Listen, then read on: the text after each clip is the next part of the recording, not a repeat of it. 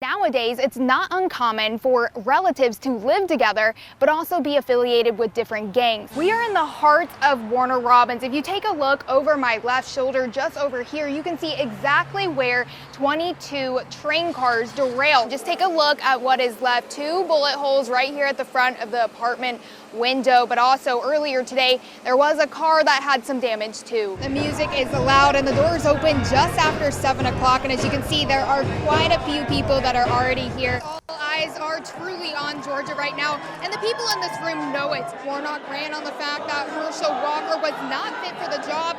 Now people in this room say they voted for Warnock. We have been out here all day listening to some of you at our listening lab here at the fairgrounds. As you drive past dealerships these days, you see more and more options. Some of them electric vehicles, and some of them are even hybrid. And you save more money by going electric on your gas bill. But do you save more money in the long run? Take a look at these tree roots. I mean, this just shows you how powerful last night's storm was near the base. And as you can see here, this is something we noticed as soon as we got here. Some of the tornado debris scattered across the streets actually snapped and went across the Southern Landings golf course in the back of the neighborhood. You can clearly see where the wind pushed down those trees and those power lines. In fact, there's a home off to the right of the road that you can't even see right now because of those fallen tree limbs.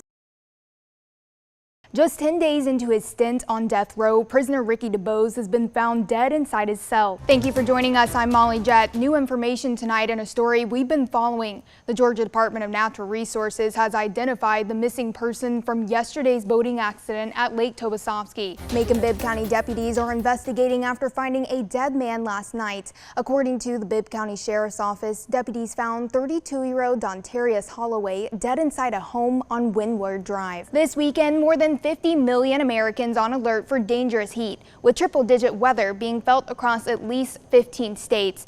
It's a 5K for a cause. Today in Baldwin County, folks gathered bright and early on the soccer and track field. Earlier today, 2 bands played at the Hamlin Hills Farm in Monroe County, the Mojo County Line and Slim Pickens Combo. This is Kate and Daisy from All About Animals. She is our pet of the week for this Sunday morning. Tell us a little bit about her, Kate. Overgrown weeds. It looks like a rainforest back there. It's bad. Crispy shingles. It smells, it attracts animals. And a boarded up home. Imagine the worst house fire you can imagine and then just like multiply it by 10 because of it just being left there to rot. Cassandra Jones has been living next to this mess for nearly 3 years. And since then, she's seen possums and cats come and go. They've already soiled, completely ruined the insulation in my attic. Jones owns the home connected next door. The man who rented it when it caught on fire no longer lives there. In February 2020, a woman bought the damaged home, but Jones says no one has lived in it or tried to clean it up since the 2019 fire. I don't deserve to live like this. Nobody does, and I need for somebody to say, okay, this is enough.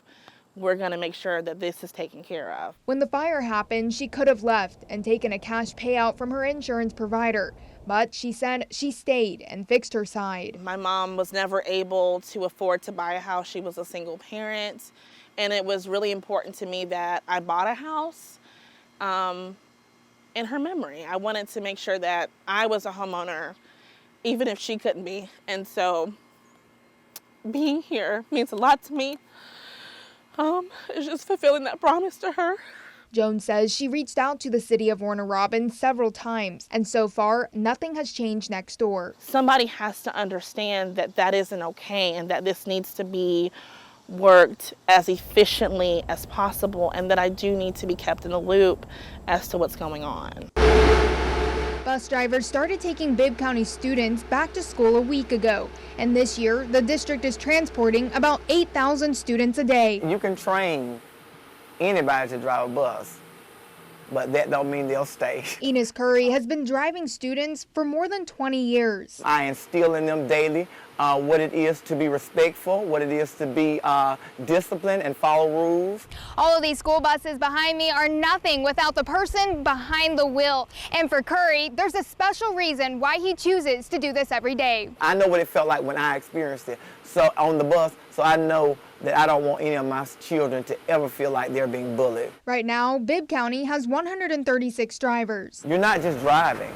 You know, you got student management that goes along with that. Each driver runs 6 to 8 routes a day, some adding stops to their morning and afternoon routes due to the shortage. It's a long, lengthy process in getting drivers on board. Bibbs Transportation Director Anthony Jackson says they need 14 more bus drivers to reduce the number of routes per driver, and they're offering $1,000 bonuses to new full-time drivers. Come back to us after that 1 year, if you will, and we have a $1,000 attendance and retention bonus. If you feel like that you could play a vital role in helping the youth, strengthening the youth, then it starts at the bus, because the bus is the first place the children see and the last. Molly Jett, 13W MAZ News. Bright flowers and several photographs line Keith Myolin's childhood home. Early Wednesday morning, Keith flew in from New York. I felt like I needed to come home and tell my mother face to face. On July 5th, Keith's brother, Christopher Myolin, died in Warner Robins It's been a tough week. from a pedestrian hit-and-run accident just about 100 yards from where he lived. Schizophrenia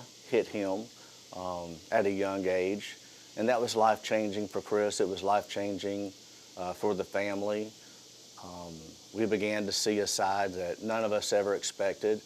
And that's one of the reasons why we're so sympathetic to other families and people in the community. Keith also says Chris has been homeless for most of his life. I'm sure that the community has passed Chris many times throughout the years, pushing a buggy up and down the road. He says the family stayed in touch with him through the years and tried to help him. Put him up in a hotel, anything to get him off the street, feed him, and Chris would always just go back. You know, he was happy doing that, and anything that we gave him, he'd give it away. You know, he was not a materialistic person, and we just felt like this would be the last opportunity for Chris to give back as well. To thank the community for their support, they are inviting the public to attend his funeral and have a meal following the service. Keith says Chris's journey has been hard to understand, but his family has always loved him. We have worried about Chris for years being homeless, just like other families worry about their family members. He does come from a sound family, and so that's why, the community is involved. We know other families are in the same situation, so that everyone can see that, mental illness can affect everyone, even if you come from a good home.